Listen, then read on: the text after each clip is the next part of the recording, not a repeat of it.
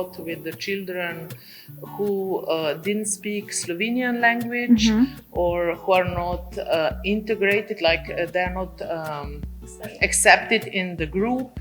So that they also don't have the same opportunities, for example, as children that are born in Slovenia or speak Slovenian. And of course, all children, Slovenian and Albanian and Bosnian, people of the world, we are all also can be now neurodivergent, or we can have less opportunities because we do not born in the world with the same opportunities. We are not in the same position. We are different positions, but we are all people. Okay.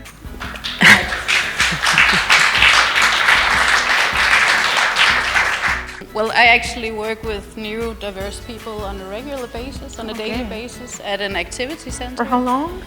3 years. Yeah. It works very well, I think. They're very happy to come. We do a lot of activities, dancing, singing, music, all kinds of stuff. But I think sometimes the basic rights that we get, like when we retire, where we want to live, they're not up to date. And that's sad. Yeah.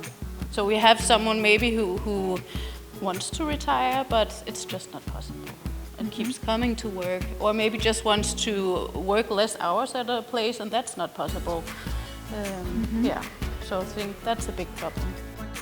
To add, because the company that we were having this project with, called GLAD, you will see the name of it, it means happy. And this company is really working a lot with diverse people.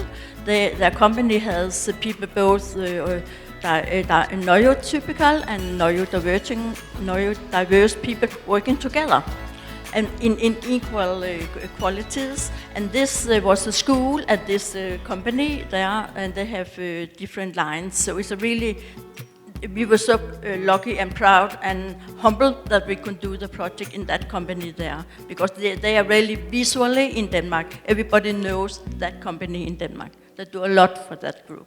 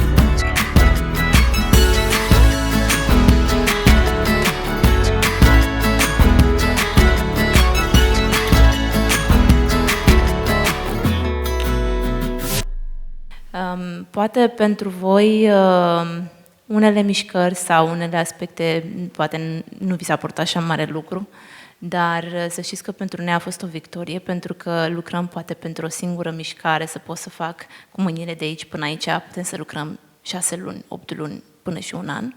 Și sunt copii care eu lucrez deja și de 2 ani și cumva mă bucur că au avut această realizare și că și-au lăsat să fie văzuți și cumva pentru noi este mult mai importantă călătoria pe care am avut-o împreună, pentru că a venit cu foarte multe lucruri și cam despre asta este incluziunea. Ne-am bucurat că am putut să avem aproape copii din școală, din primară, liceeni, adulți, practic de toate vârstele. Și cumva ei singuri au venit și și-au tras propriile lecții și concluzii și mă bucură foarte mult faptul că liceenii, de exemplu, acum își apreciază mult mai mult corpul și faptul că sunt sănătoși și faptul că pot merge, de exemplu, și au văzut cât de multă iubire au persoane cu dizabilități de dăruit. Pur și simplu faptul că suntem acolo pentru ei, că îi privim, că facem un mic gest, să știți că asta poate schimba lumea și poate muta munții din loc. Down. Eu nu văd nimic în jos. Nu. Sus avem inimile. Iubirea dansează noi toți. Și noi toți dansăm în iubire. Dar cu inima pot atinge cerul. All eyes on you, when you dress real tight, look sharp in the dark, how you raise the roof. But I'm confused, if I wear no ties, drop that mask, look like homie stooge. All eyes on you, when you split the crowd, many thousands around, they're all over the moon. But I'm confused, I'm the background guy, laying back on the side, no matter what I get, screwed. You bother me, you were ahead of me, all up to nothing but jealousy. You were playing free, stepping up for me, I'm beyond the magic, you're bugging me. You bother me, you were ahead of me, when you kiss the plastic, when you disagree. You're fall free, stepping up for me, I'm the hero sidekick, we still love me.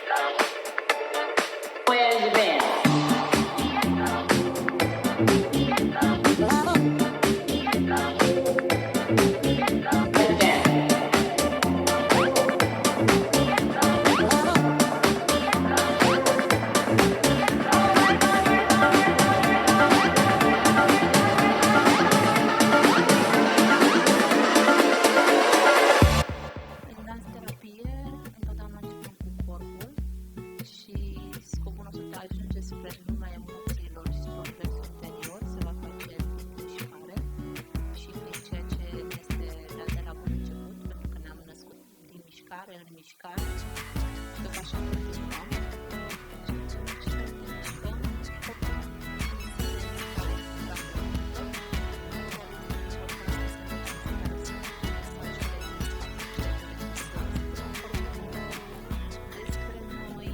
Despre ceea ce se află acolo în părțile mai ascunse și la care poate uneori ne este mai greu să ajungem.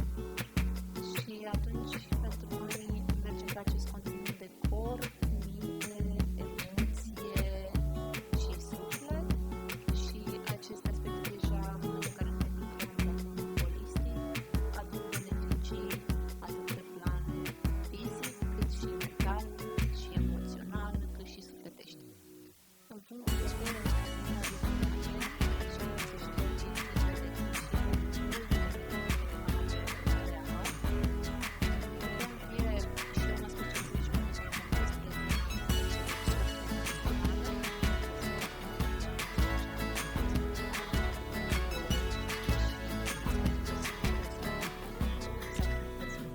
și cele cognitive care au nevoie de această descărcare a emoțiilor prin mișcare.